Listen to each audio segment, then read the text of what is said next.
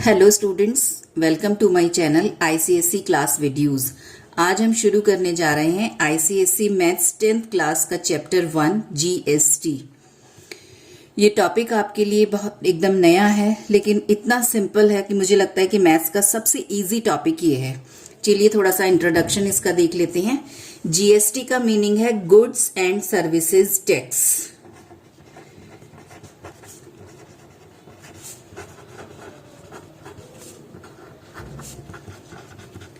जब भी हम कोई गुड या फिर कोई सर्विस बाय करते हैं, लेते हैं, तब हमें ये टैक्स जो है गवर्नमेंट को पे करना होता है।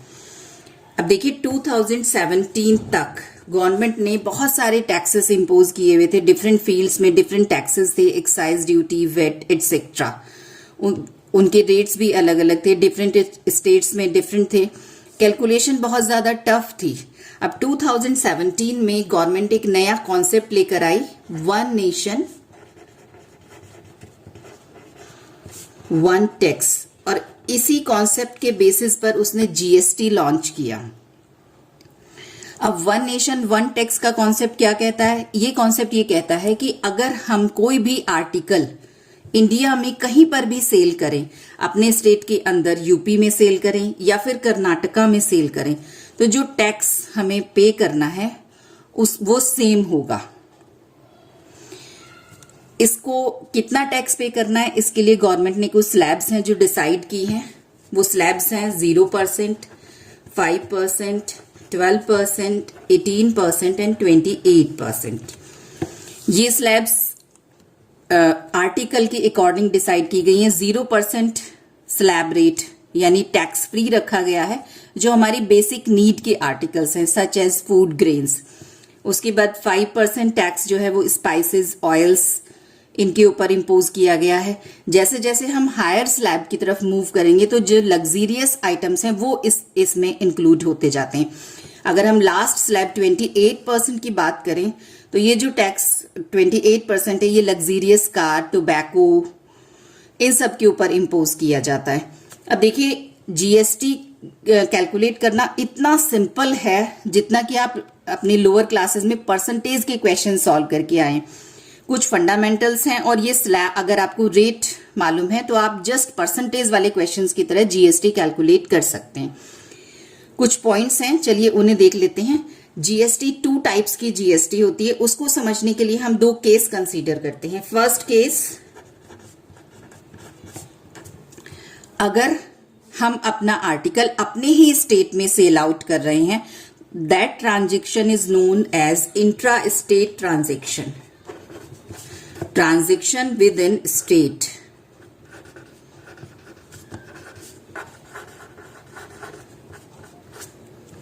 अब देखिए इस केस में हम जितना भी जीएसटी पे करेंगे, जितना भी टैक्स पे करेंगे, वो पूरा का पूरा गवर्नमेंट के अकाउंट में क्रेडिट होना है, लेकिन उसमें से 50% टैक्स जो है वो सेंट्रल गवर्नमेंट के अकाउंट में क्रेडिट होगा, and that is known as CGST, central GST. और remaining 50% tax will be credited in account of state government, जिस भी स्टेट में ये ट्रांजैक्शन हो रहा है, and that will known as SGST, state GST. अगर वो स्टेट एक यूनियन टेरिटरी है then it will known as UGST, union territory GST. अब देखिए सेकंड केस, अगर जो आर्टिकल है वो किसी बाहर के स्टेट में सेल आउट किया जा रहा है, यूपी का आर्टिकल और राजस्थान में सेल आउट किया जा रहा है, तो उस ट्रांजैक्शन को कहा जाएगा इंटर स्टेट ट्रांजैक्शन। अब उस केस में देखिए मैंने ऊपर ही बताया है कि हम अपने आर्टिकल को अपने ही स्टेट में सेल करें या बाहर के स्टेट में सेल करें, हमें उतना ही टैक्स पे करना होगा। तो जितना जीएसटी इस केस में पे किया गया है उतना ही जीएसटी इस केस में पे किया जाएगा, लेकिन क्रेडिट किसके अकाउंट में होगा वो डिफरेंस है। इंट्रा स्टेट ट्रांजैक्शन में दोनों गवर्नमेंट को 50-50% मिला था। अगर इंटर स्टेट ट्रांजैक्शन होगा, किसी बाहर के स्टेट में सेल आउट किया गया है, तो पूरा का पूरा GST whole GST will be credited in the account of central government, and that is known as IGST, integrated GST. इसके बाद सेकंड जो मेन पॉइंट हमें ध्यान रखना है वो आता है कि जो GST कैलकुलेट की जाती है that will be calculated on last build amount. अब ये लास्ट बिल्ड अमाउंट क्या होता है? आप देखिए, जब हम किसी भी शॉपकीपर से कोई आर्टिकल परचेज करते हैं तो सबसे पहले वो हमें बताता है कि मैं आपको 250 रुपीज में ये आर्टिकल दूंगा। उसके बाद या तो वो हमें उसके ऊपर कुछ डिस्काउंट देता है 10%, 20%। कई बार हम खुद उससे बार्गेनिंग करते हैं, तो डिस्काउंट या बार्गेनिंग जितने भी ये रिडक्शंस हैं उन सब के बाद सपोज उसने कहा कि मैं आपको 220 रुपीज में इस आर्टिकल को दूंगा, तो जो GST की कैलकुलेशन होगी that will be on this amount 220 rupees per. जितने भी रिडक्शंस हैं, डिस्काउंट्स हैं, उन सबको पहले सब्ट्रैक्ट करके जो फाइनली हमें पे करना है उसके ऊपर GST कैलकुलेट की जाएगी। अगर आप लोगों ने बिल देखा हो तो बिल में अलग से मेंशन होता है कॉस्ट और GST। क्यों अलग से मेंशन होता है उसका भी एक रीजन है। आप देखिए, ये जो कॉस्ट हमने पे की है आर्टिकल की 220 रुपीज, ये तो शॉपकीपर के अकाउंट में क्रेडिट होगी, उसके पॉकेट में जाएगी, और जो GST जितना भी टैक्स हमने दिया है ये जाएगा गवर्नमेंट के अकाउंट में। अब देखिए, जो सिंपल GST के क्वेश्चंस हैं वो तो इन्हीं फंडामेंटल्स के बेसिस पर आप सॉल्व कर लेंगे। इसके बाद आगे कॉन्सेप्ट और आता है इनपुट GST और आउटपुट GST का।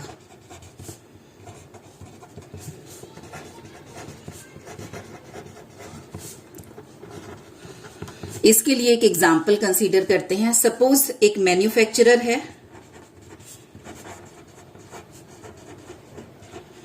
उसने अपना एक आर्टिकल डीलर को सेल आउट किया और डीलर ने कस्टमर को सेल आउट किया। मींस जो सेलिंग और बाइंग का प्रोसेस है वो एक स्टेप में ना होके मोर देन 1 स्टेप्स में कंप्लीट हो रहा है। तो इन केसेस में GST कैसे कैलकुलेट होगी, तो चलिए देखते हैं। सपोज मैन्युफैक्चरर ने 200 रुपीज में डीलर को सेल आउट किया अपना आर्टिकल, और इस पर 5% GST जो हमारी फर्स्ट स्लैब रेट है वो इस पर अप्लाई होती है। तो 200 रुपीज में आर्टिकल डीलर को सेल आउट किया जाएगा। इसके बाद इस पे 5% की GST इम्पोज होगी। मींस डीलर जो पेमेंट करेगा मैन्युफैक्चरर को, M से D को, मैन्युफैक्चरर एंड डीलर, तो उस आर्टिकल की कॉस्ट है 200 रुपीज, उस पर 5% GST 10 रुपीज GST इम्पोज होगा। तो डीलर ने टोटल 210 रुपीज पे किए मैन्युफैक्चरर को, लेकिन मैन्युफैक्चरर की पॉकेट में 200 रुपीज जाएंगे और ये 10 रुपीज GST जो है वो गवर्नमेंट के अकाउंट में जाएगी। ओके, अब डीलर ने इस 200 रुपीज वाले आर्टिकल को कस्टमर को बाय किया 300 में, सेल आउट किया 300 में। तो अब देखिए, कस्टमर को GST जो पे करनी है वो 300 रुपीज के ऊपर पे करनी है।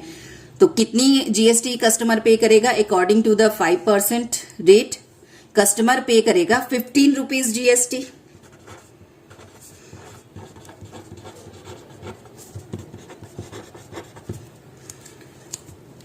यानी कस्टमर जो है वो डीलर को 315 रुपीज पे करेगा, जिसमें से 300 रुपीज डीलर अपनी पॉकेट में डालेगा और 15 रुपीज जो टैक्स के उसने लिए हैं वो उसको गवर्नमेंट को पे करने हैं। लेकिन 10 रुपीज डीलर ऑलरेडी गवर्नमेंट को GST की फॉर्म में पे कर चुका है। तो इसका मतलब है कि यहां पर अब उसे केवल 15 माइनस 10 5 रुपीज पे करने हैं गवर्नमेंट को।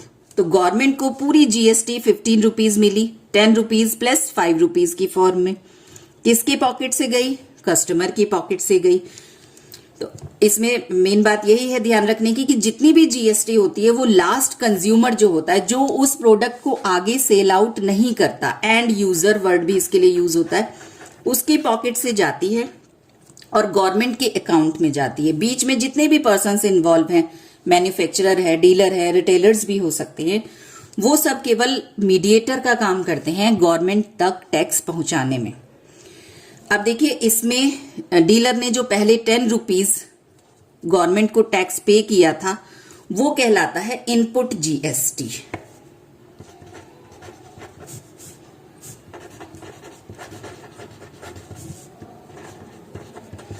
इसको जीएसटी क्रेडिट भी कहते हैं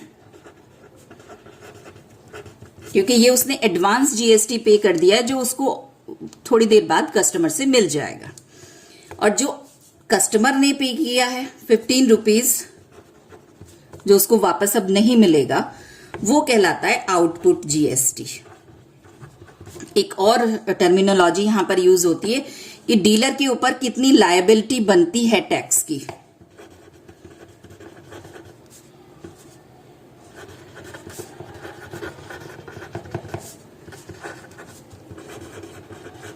कितना टैक्स है जो डीलर को अभी पे करना बाकी रह गया है, that is difference of output GST minus input GST, in this case ₹5। अब देखिए एक केस और इसमें कंसीडर कर लेते हैं कि अगर डीलर जो है वो कस्टमर को डायरेक्ट सेल आउट ना करके बीच में रिटेलर को दे रहा है और रिटेलर अगर कस्टमर को दे रहा है तो उस टाइम इनपुट और आउटपुट जीएसटी को हम कैसे कैलकुलेट करेंगे। इसी एग्जाम्पल को थोड़ा सा आगे बढ़ाते हैं। सपोज मैन्युफैक्चरर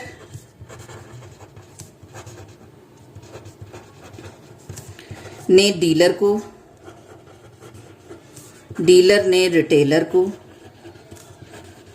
और रिटेलर ने कस्टमर को सेल आउट किया।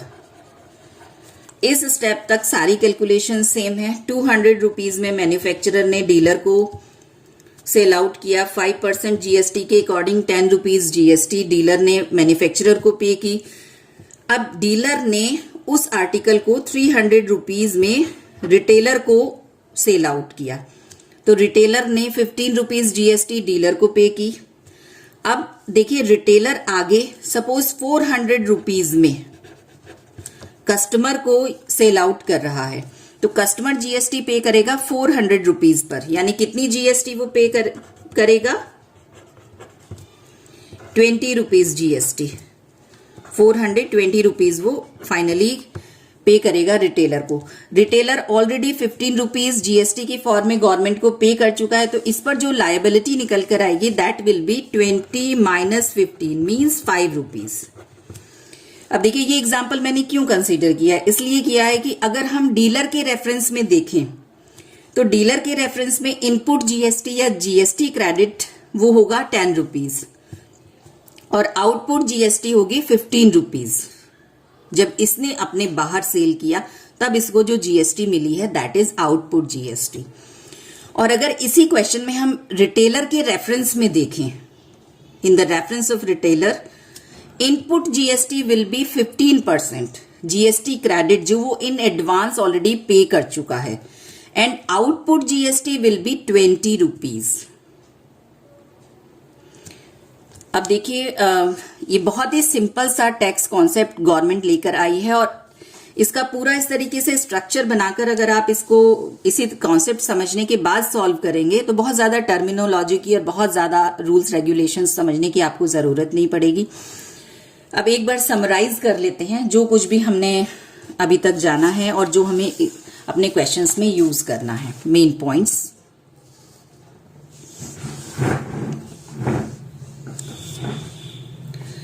First point, GST will be calculated on last build amount. जितने भी डिस्काउंट्स हैं, रिडक्शंस हैं, वो सब कुछ सबट्रैक्ट करने के बाद जो फाइनली हमें पे करना है कॉस्ट, उसके ऊपर जीएसटी इंपोज होगी।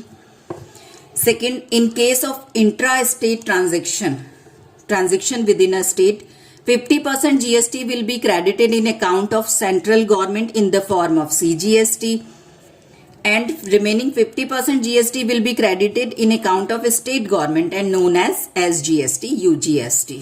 In case of interstate transaction, whole GST will be credited in account of central government and known as IGST. Input GST, output GST का एक स्ट्रक्चर हमारे माइंड में होना चाहिए। इसके बाद देखिए एक और पॉइंट मैं यहाँ पर ऐड करना चाहूंगी। कई बार स्टूडेंट कंफ्यूज हो जाते हैं इंट्रा स्टेट और इंटर स्टेट में, तो थोड़ा सा हिंट मैं देना चाहूंगी कि इंटर स्टेट ट्रांजिशन, इंटर मतलब बीच में, तो अगर दो स्टेट्स के बीच में ट्रांजिशन हो रहा है then it will be inter state. Okay, next lecture में हम सेलिना की unsolved exercise first A solve करेंगे। तो मिलते हैं नेक्स्ट लेक्चर में। Thank you, take care, have a nice day.